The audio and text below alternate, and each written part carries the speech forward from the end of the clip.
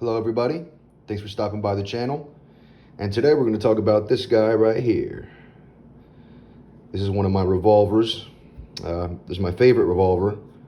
It is the Ruger SP101, chambered in .357 Magnum. And it's a bad little gun, I'll tell you. That .357 out of this thing is fun, to say the least. But yeah, a little bit about the gun. It's a 3-inch barrel. Again, chambered .357 Magnum. Holds 5 rounds. This is a Hogue rubber grip that I put on there myself. The grip that came with it, it had this little cutoff right here, so it was, knuckle on metal right there. So when you shoot those really powerful rounds, like the higher loadings in the .357 Magnum, that's going to tear your knuckle up. So I went ahead and put this Hogue on there, and it tames it a whole lot. It really does. I mean, even in super powerful loadings, this bad boy, I mean, you're going to feel a high five when you fire it. But other than that, I mean, it's great. I have no problem handling the recoil in this firearm. In fact, I quite enjoy it. But one thing I don't like about this firearm here, if you can see that little pinhole right there? Well, that holds on in that front sight. And as you can see, that front sight is little more than just a black ramp. Now, I have a sight that I purchased for it to put on, but for whatever reason, there's no hole drilled in that sight.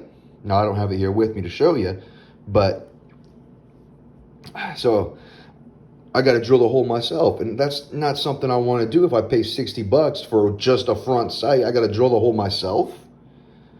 So I've been playing with the idea of just returning that sight and putting a little bit of fingernail polish there on the front ramp. My wife might have a nice bright orange or a red or something that I could use. Yeah, to add a little more to that front. So yeah.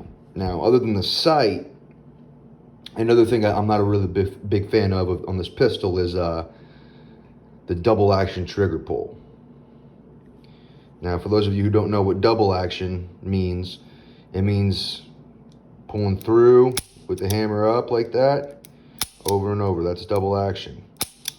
Okay? Now, when you cock the hammer back and then pull the trigger, that's single action. Now, I know most of you may know that, but I don't know who's watching these videos. I'm here to spread info. So another thing about this gun here that I did is added this bad boy. Let you see that a little closer. Now what that is, it's called a clip draw. It's just a little strip I put on there and then bolted the hook in there.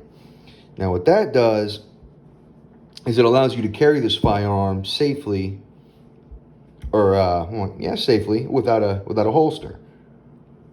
Now that's called Mexican carry.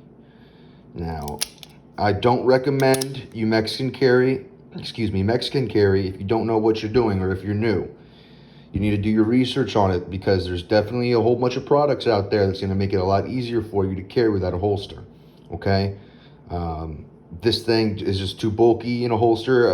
I don't like carrying with holsters very much, so I have a number of different setups to aid in my Mexican carry, like a little holsters that go over just the trigger guard. That don't add any heft to the actual firearm. Now with a revolver, especially this revolver, this double action trigger pull is so freaking heavy. I am not worried about this in my waistband. Nothing's gonna get in there and make that trigger go. I mean, it's tough. It's like 12 pounds, But if you were carrying something like a semi-automatic, well, like a Glock or something, you're gonna want that trigger covered. Those Glock triggers, are maybe 6 pounds. So you want that covered. Even with the trigger safety dingus in there, whatever, it doesn't matter. You want that trigger guard covered. Now with me, again, this is a revolver, so with that heavy trigger pull, I don't need that covered in Mexican carry. But with other firearms, you will, okay?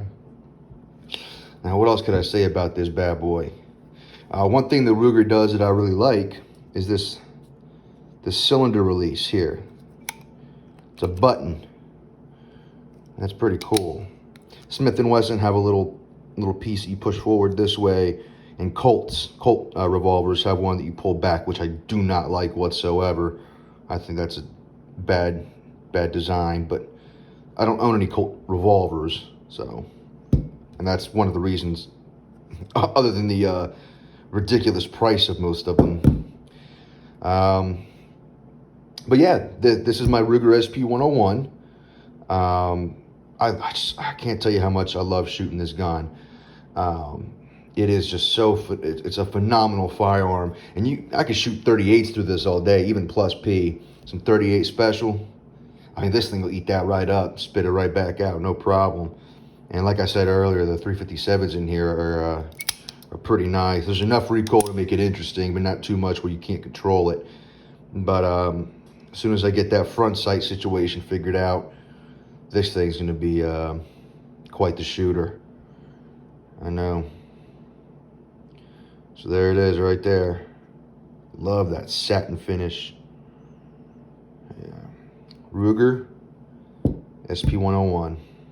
Thanks for watching. Like and subscribe. God bless. Stay armed.